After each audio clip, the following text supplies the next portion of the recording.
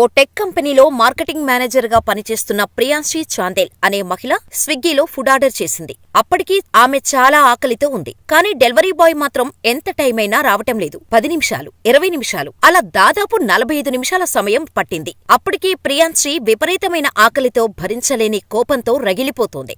ఆలస్యంగా వచ్చిన delivery boy Sahil సింగ్ను చూసి చూడగానే కోపంతో తిట్టడం మొదలుపెట్టింది.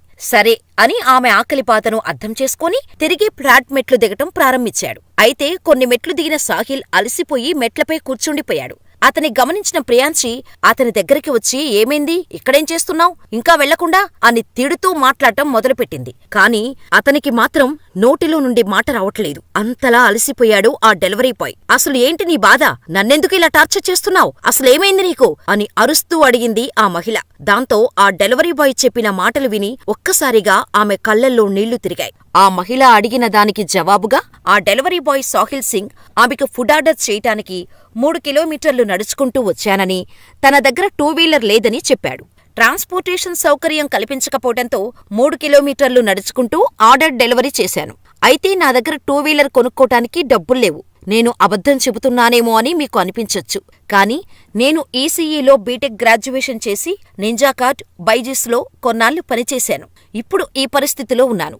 ఇప్పుడు ఒక ఆర్డర్ డెలివరీ చేస్తే నాకు 20 నుంచి 25 రూపాయలు మాత్రమే వస్తాయి. అందులోనూ కస్టమర్కు ఇన్ టైంలో డెలివరీ చేయాల్సి ఉంటుంది.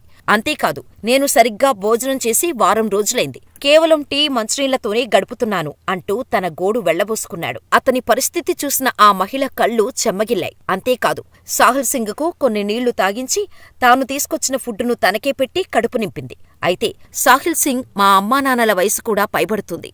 ఇప్పుడు కూడా వాళ్లపై ఆధారపడటం ఇష్టం లేదు. నాకు నెలకు కనీసం 25,000 రూపాయలు జీతం వచ్చే ఏదైనా ఉద్యోగం ఉంటే చూడండి అని ఆవేదన చెందాడు. అతడి స్టోరీ విన్న ప్రియాంశి చలించిపోయి ఎలాగైనా సాయం చేయాలని నిర్ణయించుకున్నారు. లింక్డ్ఇన్లో సాహిల్ గురించి పోస్టు పెట్టి విద్యార్హతలు, అనుభవం, చిరునామా వంటివి యాడ్ చేశారు. Office boy, admin work, customer support లాంటి ఏదైనా ఉద్యోగం ఉంటే దయచేసి చెప్పండని కోరారు.